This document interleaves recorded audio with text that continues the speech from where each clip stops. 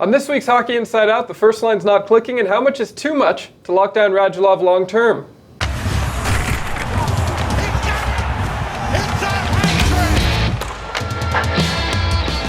I'm Adam Susser, joining you from the Gazette studios in downtown Montreal with Stu Cowan, Chris Nilan, and CBC Daybreak's Jessica Rusnak.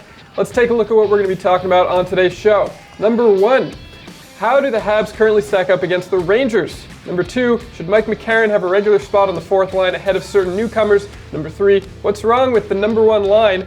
Number 4, our HIO viewer question of the week asks, if the Habs have ever made a better waiver-wire pickup than Paul Byron? And number 5, how far should the Canadiens go to lock down Radulov long term? Let's start the show. Before last weekend's matchup against the Ottawa Senators, Steve Ott suggested that the week-long 3-game series will have the intensity of a playoff series. The Habs offense proved Ott right by coming alive this past weekend, playing a fast and wild game right from the first puck drop. If the playoffs began tomorrow, the Canadiens would face the New York Rangers in the first round. If this happened, how do you think the Habs would stack up against the Rangers in the playoffs? Well, they won all 3 games against them so far, so that's a bonus point heading in. And Henrik Lundqvist has had problems in the past playing against the Canadiens, especially at the Bell Center. So, I guess there's a lot of positives if they did hook up with the Rangers. I think it's funny because when you talk about the playoffs right now and facing the Rangers, a lot of Habs fans are nervous about this, that they almost wouldn't mind if they dropped behind Ottawa in the Atlantic because then they might have a different matchup from there. But as Stu pointed out, I'm confident with the Habs' chances against the Rangers because they haven't been a team that's given them that much trouble. Mm-hmm. Yeah, they haven't given a whole lot of trouble, but I'm not into picking who they play. Whoever they play, they have to have their game going. They have to have the power play going, penalty kill, all those things. They got to worry about themselves, not who they're playing so much. Yeah, that's what Claude Julien said after practice last week, and he says, you just finish as high as you can. You want to have the home ice advantage. I don't think you want to drop down. Eventually, you're going to have to play good teams if you want to win the Stanley Cup, so I don't think you can worry so much about your first-round matchup. Finish as high as you can. Try and get the home ice advantage. The Canadiens play well at the Bell Center, and then play. If you start out thinking that way, like ducking one opponent, wishing for another, you don't belong there. No. And I think it'd be a great series too, with the New York Rangers having a pretty good fan base, with the proximity with Montreal and fans going back and forth over the border, that I think it would make for a great atmosphere. And Chris mentioned the power play. That's something they really have to fix. I mean, that's such a key component of the playoffs. I think they have, 1 goal in their last 21 power play opportunities. If they can't get that fixed, it's going to be hard in the playoffs because the special teams are so important. Mike McCarron is a big young player. He's gotten better as the season has gone on. Do you think he should have a regular spot on the fourth line ahead of certain newcomers like Dwight King and Steve Ott? It'd be nice to see him there. Listen, he had a great game against Ottawa when he got put in on Sunday night. He did really good things. He held on to the puck down low. He battled. He played physical. He got to the net. He did great things, but you have to do him game in and game out. It's good that he's here. I think Claude Julien is going to try and work in different guys at different times, and hopefully he'll get back in there. Maybe he can stay for a bit, but I like what he's doing right now, and it's the time to do it. You're coming down the stretch running the season. You got to put guys in and pull guys out, depending on how they're playing, and then you go into the playoffs with the best team you think you can field going in. I think what it is finding the consistency with a young player, that you have to have them feeling good about their game too, that you don't want to throw them out too much and then maybe they have a few bad games and then they start questioning themselves. So I think until the point that Michael McCarron shows on a consistent day out, day in basis that he can play in the NHL full time, ease him in a little bit. It's great that he's a Habs prospect. A lot of people were really excited when they drafted him because of his size, but we don't want to run him out of town like Guillaume Latendresse or anything like that everyone had all these expectations with it. So the slowly progressing him into the lineup, I think, is a good thing. I really like Mike McCarron. I think he brings something to this team they're missing with the size, the physicality, the willingness to fight when needed. I like him a lot better than Martinson or King on the fourth line. I'd like to see Ott with McCarron and Mitchell on the fourth line. Ott, I think, does bring something that the team needs on the face-offs, the grit, ability to get under the opposition's skin. But I think Mike McCarron brings more than the other two guys that the GM picked up at the trade deadline. And I like Mike McCarron's style. He'll do whatever he has to do to help his team win. But Julien made a good point when he said he'd rather keep him in Montreal now than send him to the AHL, keep him around the team, give him the experience of being here. And I think that's the right decision. But I would like to see him play more. Okay. Pacioretty, Radulov, and Galchenyuk have been paired together for about a week or so. They've combined for a fancy 0 goals. Galchenyuk was moved back to the second line last night, or Tuesday night. Why do you think this lineup just hasn't clicked? You know, first of all, they all want the puck, right? Pacioretty needs to get the puck from someone. He usually gets them from Radulov there when he was hot and he was on fire with Danault. And with Alex there, it gives Radulov two different options in Galchenyuk and Pacioretty.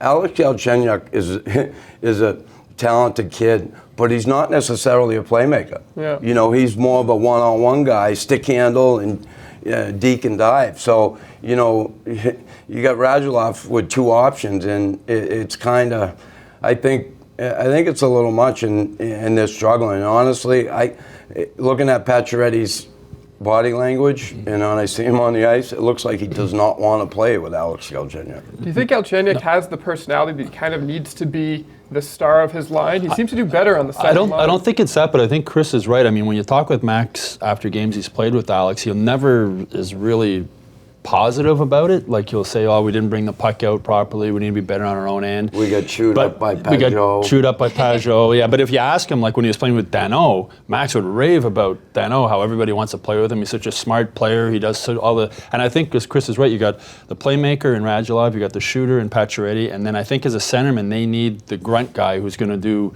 the dirty work in their own end. And then, as you say, Radulov has the one past the Pacioretty. So I don't think that line's going to work. I really don't. I just don't think, talk about chemistry in a line, I don't think there's chemistry between Galchenyuk and Pacioretty. And as you were mentioning that Galchenyuk doesn't necessarily want to be doing that dirty work, I think there is a confidence that Galchenyuk might have about himself, to put it lightly, and he doesn't feel like he should have to do that, that there should be other people doing it for him, and I think maybe that could be one of his downfalls right now, but I don't think that line's going to work, and why not go back to a guy like Philip Danault that has everything to prove and have that inner competition that's really pushing Galchenyuk that, hey, if you can't get the job done, we've got this other guy who can do it for you. Yeah, if that's the case with Galchenyuk, you know what, check your ego at the door. You think you don't have to do that.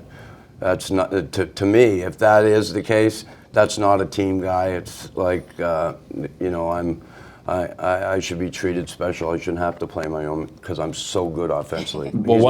He hasn't shown us that yet, that he's that good that he shouldn't have to pay attention to his own end. Well, one positive sign with Galchenyuk is after practice this week, Ott was working with him on face-offs for a good 5 minutes, showing him some tricks and showing him how to get down low and get strong on the puck to win face-offs. And Alex has struggled with that part of his game for a long time. I hope that improves soon because he's not learning anything from Ott right now. Well, on the 3-on-3 last night, again, he went at that player out of control.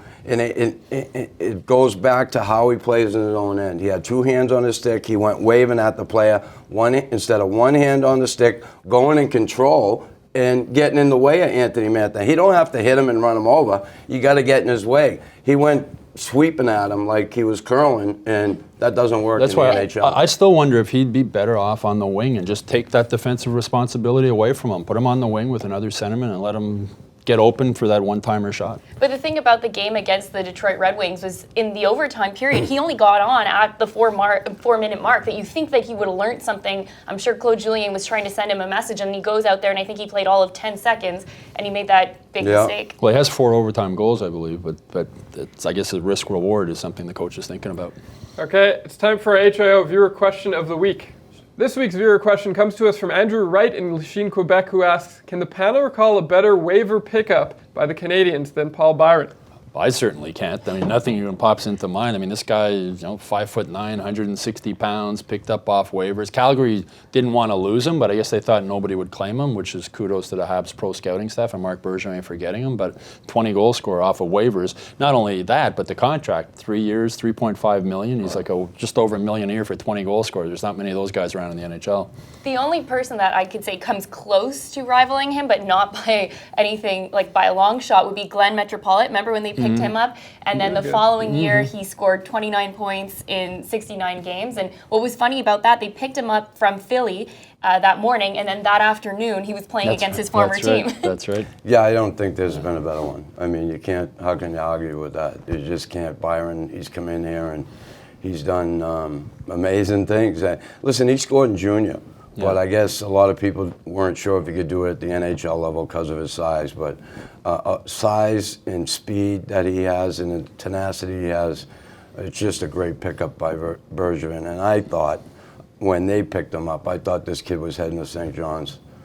It shows you how much I know. Or maybe how much he hates St. John's. Well, Byron has spoken, though, how much that 3-year contract meant to him, to finally have some security for him and his family, not worrying about year-by-year contract. He's from Ottawa. His wife's French. He loves being a Montreal Canadian. He loves everything about it, and it's a great spot for him here. Awesome. Reports out of Montreal last week, Radulov is looking for an 8-year contract. Would you sign him for 8 years, and how much do you think he's worth? His agent asked for 8 years, and I wouldn't sign him for 8 years. I think 5 years, say $6 million a year average, $30 million, and you front load it. Maybe the first 3 years you give him 7, 7, and 7, or the first 2 years, and then drop it off, depending on your salary cap structure and who you have to sign. I know Price, Galchenyuk, these guys have to sign soon. So that's up to that salary cap guy to figure out, not me. But you have to front load it a little bit. And so near the end, you're not paying as much for the salary cap. Well, people were sort of freaking out about the 8 years, but his agent wouldn't be doing his job if he didn't ask for 8 years. That's the maximum, right? So of course, you go into any negotiation, you ask for the moon and shoot for the stars. So that doesn't surprise you. But I agree with you, Chris. I mean, the guy's going to be 31 years old. Want a 39-year-old forward, and if they do lose him, you lose him, but it frees up $7 million to go get somebody else. And no matter what, you're gonna eat a couple years of that contract. It's like the Shea Weber deal. Yeah. No matter what, you're gonna eat some years on that contract. But I don't think it's just the Canadiens who don't want to give him an 8-year contract. I'm pretty sure throughout the league, you might find one dummy general manager. There's always one. There is always one. Well, Pierre Gauthier is not the general manager anymore. All right. But I can't see another team agreeing to it. I think ideally a 4 or 5 year deal for Alex Radulov would be ideal for the Canadiens. Yeah, Mike Milbury's not around either. That's true. Okay, that is our show for this week. We want to thank you all for tuning in. We want to thank the cast for showing up. Stu, Jessica, and Chris. We'll be back next Thursday. Don't forget to subscribe if you haven't already, and let us know what your thoughts are on today's topics in the comment section below. I'll see you next week, Habs fans.